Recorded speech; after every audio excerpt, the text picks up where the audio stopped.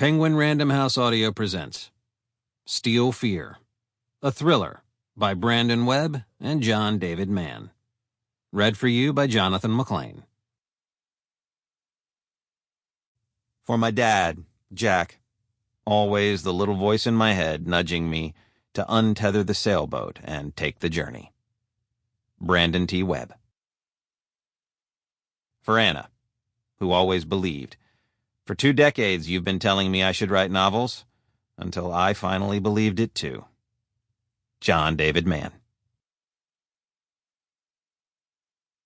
Part 1. The Seam of the Weld. Chapter 1. Shivers rippled over Monica Halsey's naked skin as she peered into the steel mirror and splashed water on her face. Monica needed to be on her game tonight. She was close to earning her helicopter aircraft commander qualification, and tonight's hop was a critical step in that process. Because Papa Doc was flying with her. She shivered again. Lord, why did they keep the AC up so high in this place?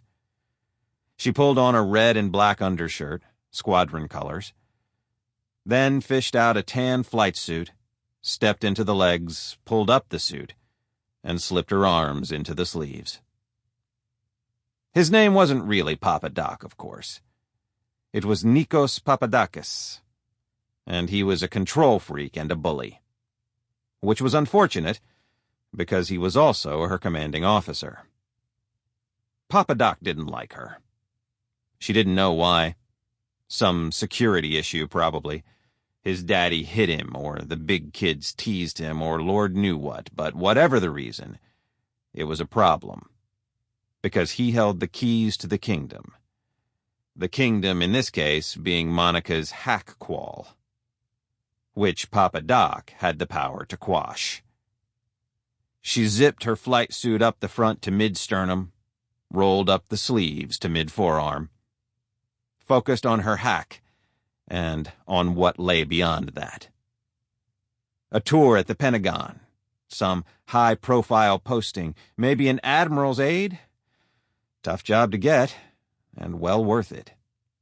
If she did an excellent job there, and she would, she'd have people in high places looking out for her. Proceed to 05, Commander, and then 06, the Promised Land. As a captain, all sorts of posts would open up to her. Command of a ship, a cruiser, even a carrier, why not? And after captain came admiral. There'd been plenty of female admirals in the Navy by now, even one full-ranked female 4-star. The admiral of their own strike group was a woman. Not impossible at all. Eyes on the prize. The most important event shaping Monica's life occurred 10 years before she was born. In 1983, a 32-year-old astronaut named Sally Ride flew the Space Shuttle Challenger and became the first American woman in space. On a 3rd-grade school trip to the Houston Space Center, Monica learned all about Sally Ride, learned that girls could actually become astronauts, and at the age of 8, she fell in love. From that day on, she wanted to fly more than anything in the world. She bent down, slipped on her brown Oxfords, and began lacing them tight. In junior high, she learned about Kara Hultgreen, the first female Navy combat aviator, and her ambition shifted from astronaut to fighter pilot. She also learned that the USS Abraham Lincoln became the first Pacific Fleet carrier to integrate female aviators into its crew in 1993, the year Monica was born. It was on the Lincoln's flight deck that Hultgreen flew her F-14 Tomcat.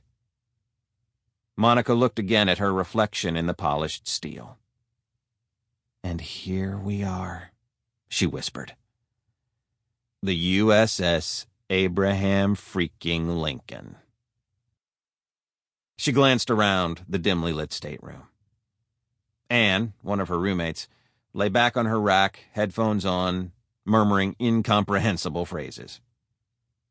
Anne was sucking another foreign language, Mandarin this time, into her voracious brain. Chris was on flight duty, gunning her FA-18 somewhere up there through the Mesopotamian murk. The fourth rack, the one above Anne's, was empty now. Monica forced herself not to look at it. The sight still put a knot in her stomach. She reached for her toothbrush and squeezed on a pearl of toothpaste. She'd learned a few more things in junior high, too.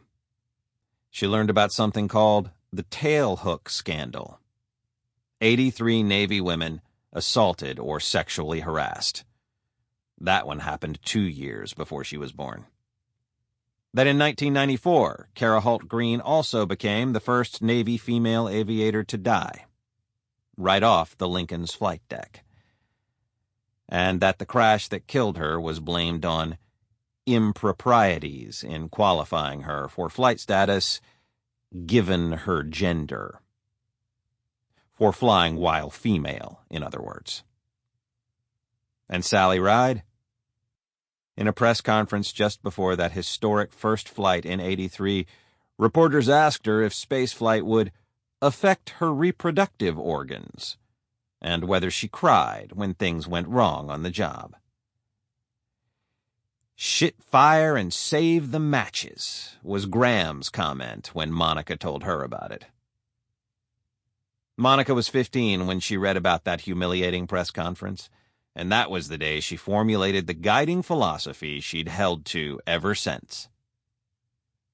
Never back down.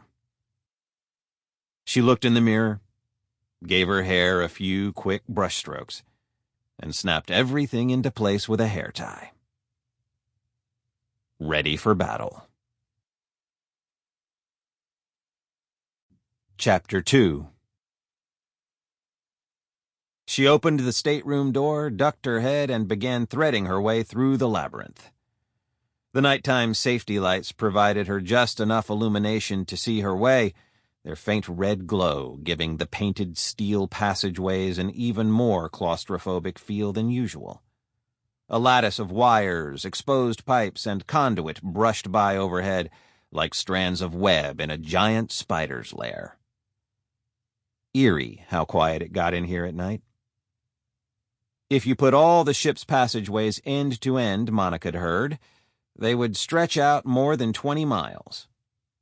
She'd asked her crew chief once just how big a carrier was. He told her about 2 brothers he knew who'd deployed at the same time on the same ship. From the day they left port to the day they returned 7 months later, the 2 never once bumped into each other. That's how big, he said. More than 3,000 ship's crew, plus nearly 3,000 more with the air wing on board, some 6,000 souls, packed into this steel honeycomb, like a small city folded in on itself. She'd heard of crew members getting lost even after weeks on board. Monica never lost her way. Not once. Though she did crack her head a lot those first few weeks. As she ducked through another doorway, Monica thought again, for the 1,000th time, of the inconvenience her height saddled her with here on the Lincoln. It was like living in a hobbit shire, only this particular hobbit shire was interlaced with 1,000 narrow, nearly vertical steel staircases. Ladders, in Navy speak, never stairs. And punctuated by compact, capsule-shaped doorways with openings raised a few inches off the deck so you had to remember to high-step through. Look down to make sure you cleared the edge, and slam! Another whack to the head. She ducked again. Then, on through a few more doors, down 2 steep, narrow ladders, and into her squadron's ready room for a cup of hot, Black Falcon coffee. Best coffee on the ship. Quick op brief, then into the rigger's loft, where she and the other crew donned their inflatable vests, float coats, and white flight helmets. Moments later, she was out in the labyrinth again with Papa Doc and 2 other crew members. Up another steep ladder and through a heavy hatch to the outside, where they all paused, momentarily immobilized by the blast of saturated heat. Even at night, the Persian Gulf Sample complete. Ready to continue?